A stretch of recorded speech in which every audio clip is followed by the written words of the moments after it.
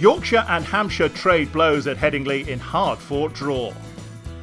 Yorkshire dominated day 3 with the bat at Headingley, but their efforts to put themselves in a position to win the game were frustrated by the weather as rain ended play before tea.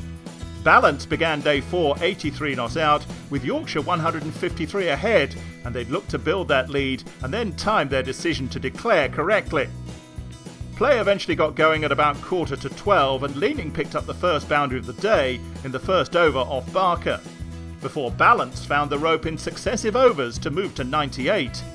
And in the next over, Balance knocked a 2 into the covers to bring up another terrific century as he continued his prolific form. But unfortunately, moments later, the rain came again to bring an early lunch, with Yorkshire 185 runs ahead, but overs running out to force a result.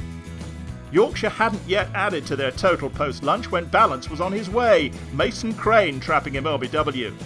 Leaning and Tattersall fought back though, as they combined to hit 19 off Crane's next over.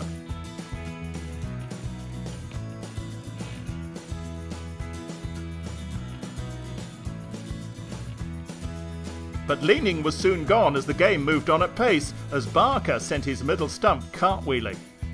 David Willey settled with a couple of early boundaries off Edwards, before Tattersall helped himself to 2 more off the same bowler's next over, as Yorkshire motored past 300. The batsmen hit the accelerator as they looked for a declaration, and when Tattersall sent Barker to the rope from successive deliveries to bring up his 50, they decided enough was enough, bringing the innings to a close on 332 for 5. And Yorkshire were in amongst them early when Olivier removed Soames in the second over of the chase, caught and bowled for a duck. And Hampshire were suddenly in real trouble in the very next over, when Code nipped one between bat and pad to send the bails flying, and Rahane was on his way for a duck.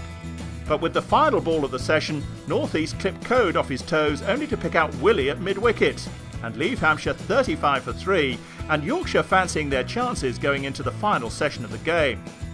Weatherly and Russo settled in comfortably after tea, taking a liking to Willey's bowling in particular, as they shared 5 boundaries off just 2 of his overs.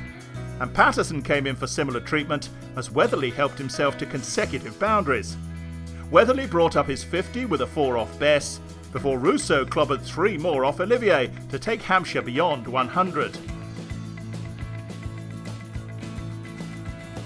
But Bess removed Weatherly to give Yorkshire a scrap of hope as he chipped the ball to Willey at mid-wicket. And soon after, Bess was at it again as he hit a foothold perfectly to Castle Holland. But it was too little too late for Yorkshire, as 2 overs later the captains shook hands on a hard-fought draw, meaning Hampshire take 9 points from the contest and Yorkshire 8.